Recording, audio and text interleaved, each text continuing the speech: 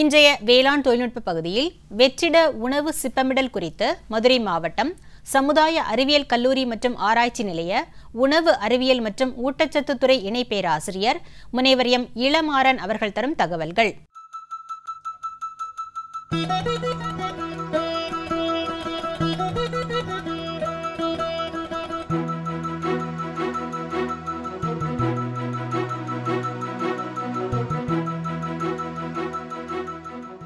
வெற்றிடத்தில் பேக்கேஜிங் செய்யும் தொழில்நுட்பம் பற்றி நாம் பார்க்க உள்ளோம். இன்றைய காலகட்டங்களில் நுகர்வோர்கள் தரமிக்க உணவுப் பொருட்களை உபயோகப்படுத்தும் நிலை வெகுவாக அதிகரித்துள்ளது.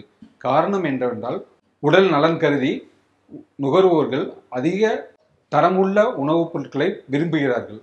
ஆகவே தரமிக்க உணவுப் பொருட்களை எவ்வாறு நாம் கண்டறிவது என்றால், தரம் என்பது அந்த உணவுப் பொருட்களின் அளவு, அமைப்பு, சுவை, நிறம் போன்ற அடிப்படை பண்புகளை முக்கியமாக கொண்டுள்ளது. இந்த நிலையில் நுகர்வோர்கள் நிறமிக்க பொருட்களை உபயோகப்படுத்துவதில் ஆர்வம் காட்டுகின்றனர். இதனால் இன்று உணவுப் பொருட்களை எவ்வாறு பாதுகாத்தல் என்பது பற்றி நாம் பார்க்க உள்ளோம். வெற்றிட பேக்கேஜிங் முறையில் உணவுப் பொருட்களை எவ்வாறு பாதுகாப்பது? வெற்றிட பேக்கேஜிங் முறை என்பது காற்றை முழுவதுமாக பாலித்தீன் பைகளில் இருந்து வெளியேற்றி மூடி வைப்பதாகும். இந்த நிலையில் வைக்கும் பொழுது அந்த உணவுப் பொருட்களின் ஆயுள் காலம் அதிகரிக்கிறது. மேலும் ஆக்சிஜனேற்றம் அடைதல் மற்றும் நுண் உயிரிகளின் வளர்ச்சி தடைபடுதல் மற்றும் ஆயுட்காலத்தை அதிகரித்தல் போன்றவை நடைபெறுகிறது.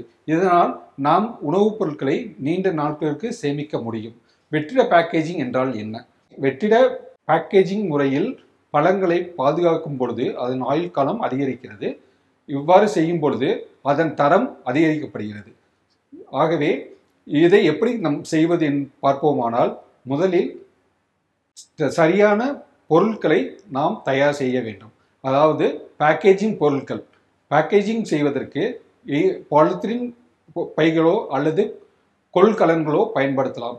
எல்லா பேக்கேஜிங் பொருட்களும் கொள்கலன்களும் இதற்கு ஏற்றதாக இருக்காது.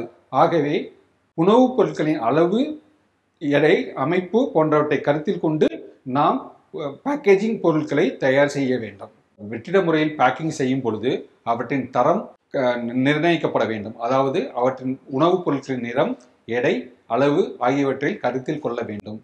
மேலும் சில பொருட்கள், அதாவது சில பால் சம்பந்தப்பட்ட பால் பொருட்கள் அல்லது நொதிக்கப்பட்ட பொருட்கள் சில சமயங்களில் அவைகள் கார்பன் டை ஆக்சைடை வெளியேற்றக்கூடும். அவ்வாறு செய்யும்போது அதற்கு ஏற்ற வகையில் நம்முடைய பேக்கேஜிங் மெட்டீரியல் பயன்படுத்த வேண்டும். மேலும் சில பொருட்களை பேக்கிங் செய்வதற்கு முன் அதிக அளவு நீர்ச்சத்து உள்ள பொருட்களை பேக்கிங் செய்யும் பொழுது அவற்றை நாம் உறைநிலையில் குளிர்வித்து அதன் பின்பு வெற்றிட முறையில் பேக் செய்ய வேண்டும்.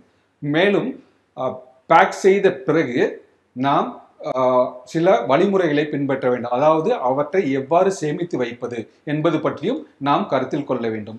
சில சமயங்களில் சில பொருட்களை நாம் சாதாரண வெப்பநிலையில், அறை வெப்பநிலையில் வைத்து சேமிக்கலாம்.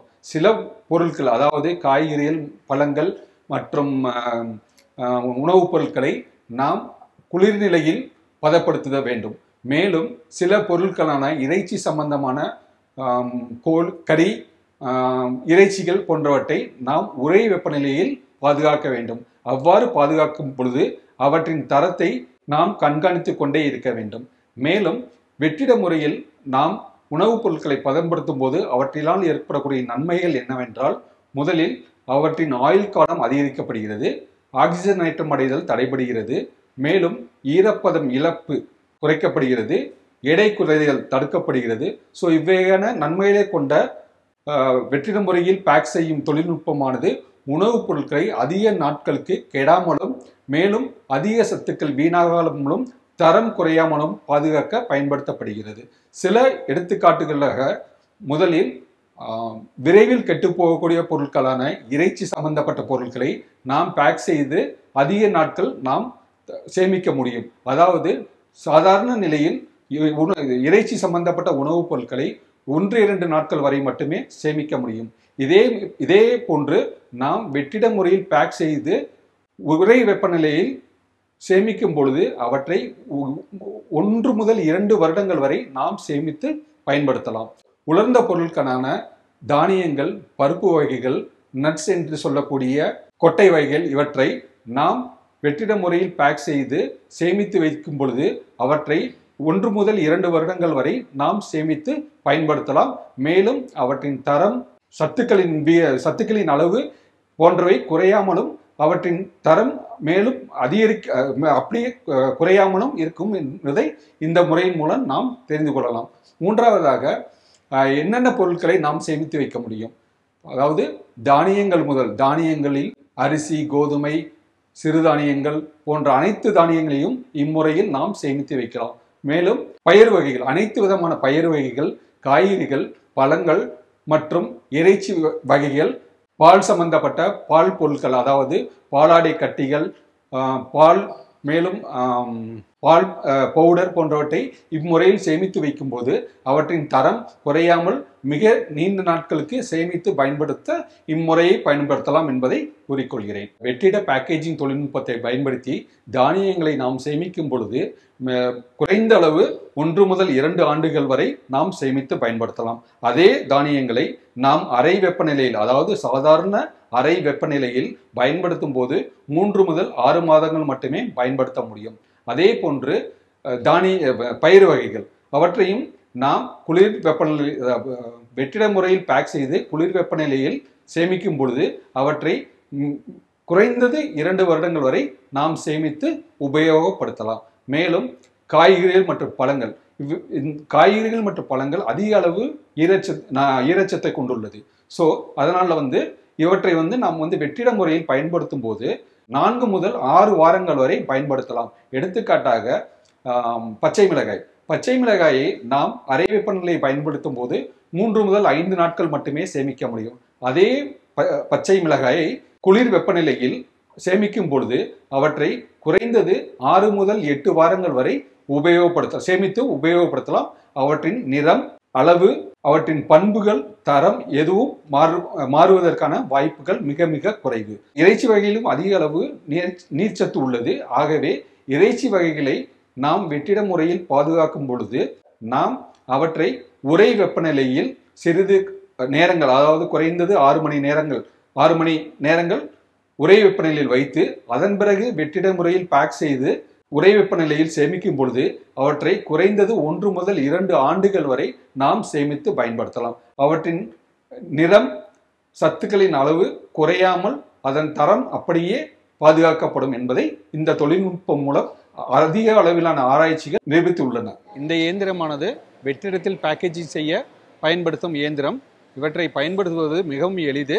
இந்த இயந்திரத்தை பயன்படுத்தி உணவுப் பொருட்களை பாதுகாக்கும் பொழுது சில வழிமுறைகளை பின்பற்ற வேண்டும். அதாவது உணவுப் பொருட்களானது புதிதாகவும் சுத்தமாகவும் உலர்ந்ததாகவும் இருக்க வேண்டும். மேலும் இந்த இயந்திரத்தை பயன்படுத்தி பேக்கேஜிங் பொருட்களானது மிகவும் தடிமனுள்ள நைலான் அல்லது பாலித்தீன் பொருட்களால் தயாரிக்கப்பட்டுள்ளதாக இருக்க வேண்டும். இவற்றை பயன்படுத்துவது எவ்வாறு என்பதை இப்போது உங்களுக்கு நான் செய்து காட்டுகிறேன். தற்பொழுது உள்ளே இருக்கும் காற்று அனைத்தும் வெளியே ஈர்க்கப்பட்டு சீல் செய்யப்பட்டுவிடும். இது எடுத்துக்கொள்ளும் நேரம் மிக மிக குறைவு, உபயோகப்படுத்துவதும் மிகவும் எளிது. இவ்வாறு நாம் செய்யும் பொழுது இவற்றின் சேமிப்பு காலத்தை அதிகப்படுத்த முடியும். மேலும் இவற்றின் நிறம் மற்றும் சத்துக்களின் அளவு குறையா வண்ணம் நாம் பாதுகாத்து அதிக நாட்கள் பயன்படுத்த முடியும் என்பதை இவற்றின் மூலம் தெரிந்து கொள்ள முடிகிறது. இவ்வாறு பயன்படுத்தும் பொழுது அனைத்து வகையான காய்கறிகள், பழங்கள், இறைச்சிகள், பால் சம்பந்தப்பட்ட பொருட்கள் அனைத்தையும் நீண்ட நாட்கள் கெடா வண்ணம், அதிக சத்துக்கள் குறையா வண்ணமும் அவற்றின் நிறம், தரம் பாதிக்கப்படா வண்ணம் நாம் சேமித்து அதிக நாட்கள் பயன்படுத்த முடியும் என்பதை இவற்றின் மூலம் நாம் தெரிந்து கொள்ள முடிகிறது.